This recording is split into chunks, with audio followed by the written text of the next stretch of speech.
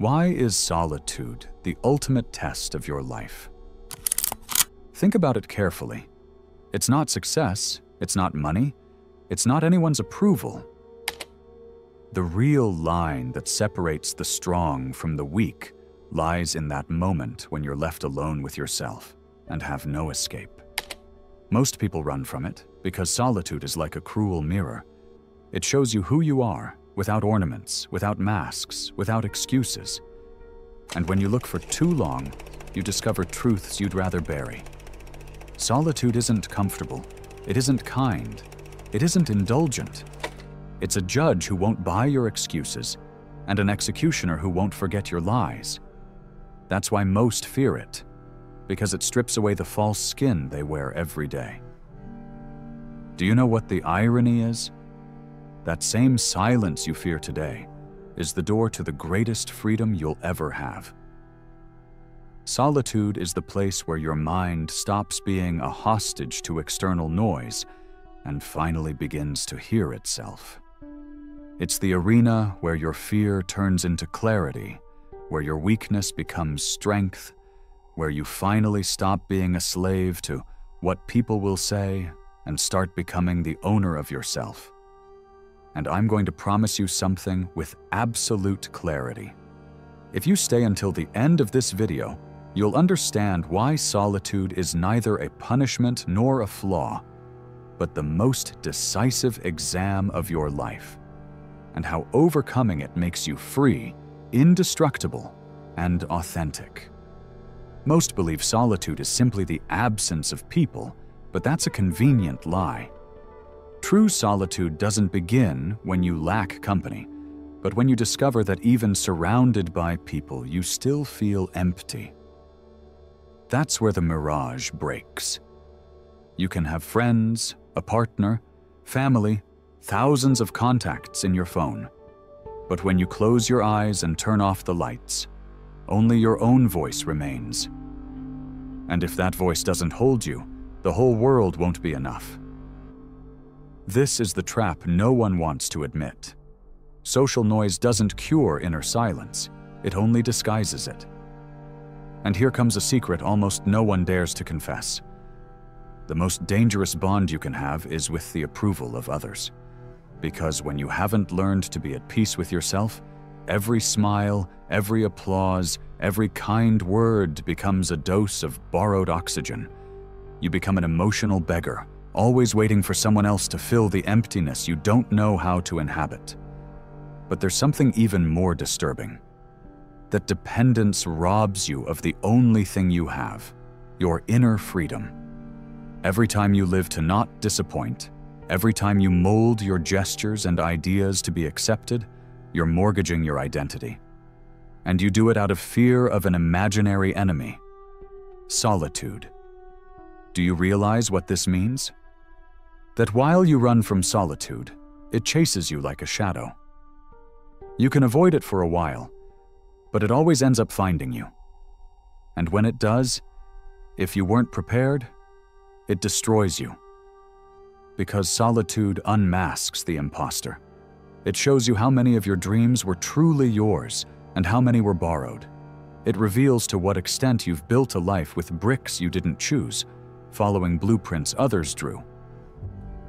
But here's the brutal part.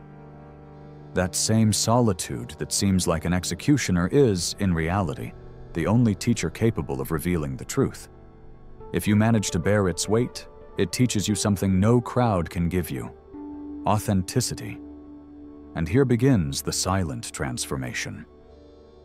Because the one who learns to enjoy their own company stops being vulnerable to abandonment, stops fearing rejection, stops needing.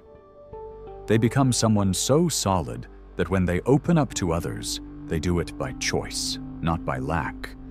And that completely changes the quality of their relationships. They no longer relate to fill a void, but to share an overflow. Don't you see? Solitude is the filter that separates real relationships from illusory ones. Whoever doesn't know how to be alone seeks company to numb themselves. Whoever has made peace with their solitude seeks company to create. And that's the point where everything makes sense. Solitude isn't the end, it's the test. Overcoming it doesn't mean locking yourself away from the world. It means entering it with a new perspective, with new strength, with new freedom. And I want you to think about this right now. How much of your life is directed by your own desires, and how much is conditioned by the fear of being alone? The answer is uncomfortable, I know, but when you discover it, you'll have the key that very few possess. And if you stay, I'm going to show you how that key opens the door that most never dare to cross, the door to true emotional independence. The question you should be asking isn't how to escape solitude, but what you're willing to discover when you lock yourself in it. Because solitude is like a dark room. At first you can't see anything, you feel uncomfortable, you feel like the unknown lurks in the corners. But if you have patience, your eyes adjust and you begin to perceive shapes that were hidden before. That's the real power of solitude. At first it seems like an enemy, then it becomes a flashlight that reveals everything you had hidden from yourself. Look closely. Human beings spend most of their lives running from what they can't avoid. They run from silence by filling their days with noise. They run from introspection with cheap entertainment. They run from themselves seeking validation in others. And the most tragic thing is that while they run, their life slips through their fingers. Because here's the secret no one tells you. Solitude is inevitable. Sooner or later, when the mask falls, when the lights go out, when the applause stops, you're left alone with yourself. And that's where everything is decided. Think about this. Why did the great thinkers, artists, visionaries of history seek solitude as if it were a temple? Because they understood that only in that state could they clearly hear what the crowd silenced. Leonardo da Vinci disappeared for years into his notebooks. Nietzsche walked alone through the forests until his feet were worn. Kafka wrote at dawn while everyone slept. These weren't whims, it was survival. Solitude gave them access to a level of creativity and lucidity that no banal conversation could offer. And now that we've made it this far, before we continue, I want to present the following to you. Our book, The Formula of Awakening, is now available. Do you feel like there's something inside you that wants to awaken, but you don't know where to start? Then I invite you to transform your way of thinking, and with it, your way of living. Discover who you can become. Start today. The link to get the ebook is in the first pinned comment of this video. Grab your copy now at a great price. With that said, let's continue with the video. The crowd entertains, but silence transforms. And now I'll throw you another truth that may unsettle you. If you can't bear solitude, it means you still can't bear your own mind. That's the hardest blow. Because what you're rejecting isn't the silence, but the inner voices that appear within it. Your insecurities, your failures, your regrets, your fear of not being enough. All of that surfaces when no one is there to distract you. And that's why you run. That's why you seek company even if it adds nothing. That's why you take refuge in empty conversations or bright screens. But tell me, how long will you keep numbing yourself? Solitude is a psychological laboratory. There your wounds are revealed, but so are your antidotes. When you manage to stay at peace with yourself without running away, you discover something terrifying and fascinating at the same time. That you were never broken, you were just scared. Your anxiety didn't come from being alone, but from not having met yourself yet. And as soon as you begin to observe yourself calmly, your mind stops being a cage and becomes a workshop. There you can polish your thoughts, organize your emotions, shape your vision of the world. Imagine this. One day you wake up and realize you no longer need to fill your emptiness with anyone, that your own company is enough, that your thoughts are a refuge and not a sentence. That day, everything changes, because you no longer seek love out of need, but out of choice. You no longer accept toxic friendships out of fear of the void, but you choose with precision who deserves to enter your space. That day, solitude stops being a punishment and becomes a privilege. And this is where the truly disturbing part comes in. Society doesn't want you to discover this power, because a person who has made peace with their solitude is not manipulable. They don't need the approval of a group. They can't be bought with cheap praise. They can't be controlled with fear of rejection. That person has already passed the test. And someone like that is free, untamable, unpredictable. That's frightening, because we live in a world designed to keep you dependent, always seeking something or someone to calm your anxiety. Now ask yourself, what would happen if one day everyone discovered this secret? If millions of people learned to be at peace with themselves without begging for attention or recognition? It would be a collapse for the system, because a human being who doesn't fear being alone is a human being impossible to enslave. Do you see how deep this goes? Solitude isn't just the ultimate test of your life, it's also the path to the only freedom no one can take from you. And I want to take you one step further. Think about how your relationship with others transforms when you no longer need anything from them. Fear disappears, anxiety dies, sick attachment breaks, and then something almost no one experiences arises: genuine love. Because true love is born only when there's no dependency.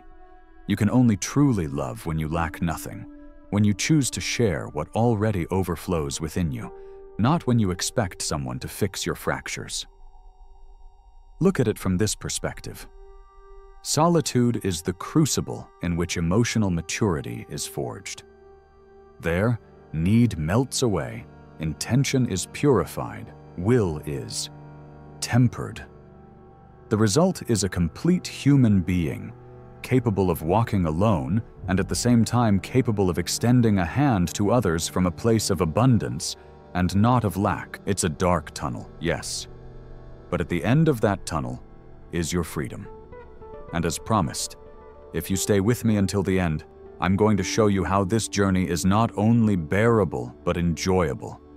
Because whoever crosses the fire of solitude is reborn with a power the rest of the world doesn't even suspect exists.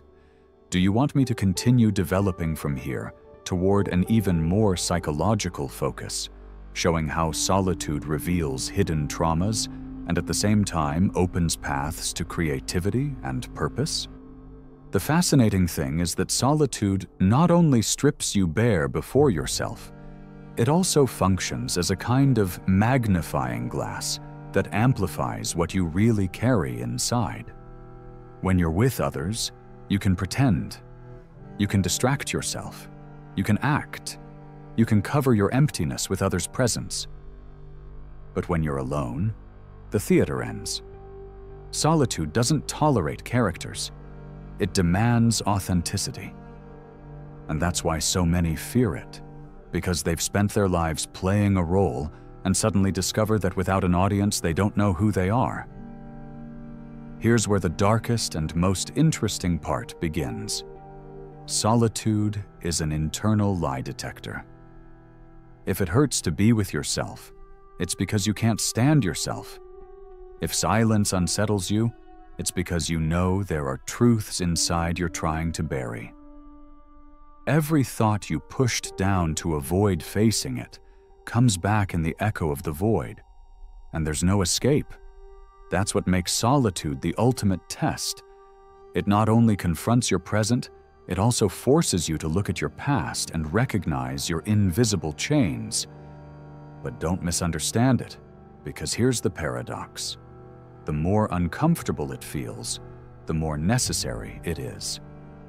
If the simple act of spending an afternoon alone makes you anxious, it means you've built your identity on fragile foundations. And here comes the brutal part. As long as you don't resolve that discomfort, you'll remain vulnerable to everything and everyone. Because any person, any situation, any rejection will be enough to break you. Solitude is like psychological training. The more you practice it, the stronger you become. Think about it. Isn't it strange that what we fear most is also what we most need? Solitude is the gym of the soul.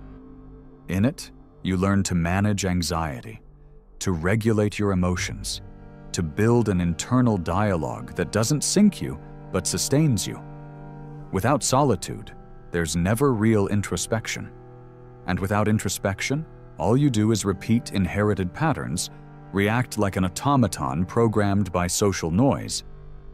And here's another secret almost no one mentions. Solitude sharpens your senses.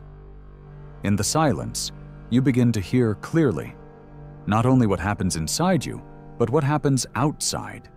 You see details you used to miss, you perceive hidden intentions in people, you detect falseness in gestures. Because when you learn to decipher yourself, it becomes impossible not to decipher others as well. The one who knows how to be alone becomes a privileged observer, and that advantage is enormous in a world where almost everyone lives distracted. Look at the irony of all this. Many seek company to feel alive, when in reality, true vitality is born in silence. The moment you sit in solitude and, instead of running away, start to listen, is the moment you stop being a spectator of your life and become its protagonist. Because that's where clarity arises. There are born the decisions that change destinies, the ideas that break molds, the strength you never suspected you had. And do you know what's most intriguing? That solitude, well lived, doesn't isolate you. It connects you. Yes, you heard that right. Because only when you're at peace with yourself can you truly connect with others. Before that, you only seek to use people as crutches. But when you learn to be alone, you no longer need crutches. Then each bond becomes an act of freedom and not of dependence. And that's the difference between living entangled in toxic relationships and living surrounded by relationships that truly add to your life. I want you to understand it with an image. Most people approach others like emotional beggars with an empty bowl in their hand, waiting for someone to fill it. The one who has conquered solitude, on the other hand, arrives with the bowl overflowing and offers. Can you imagine how everything changes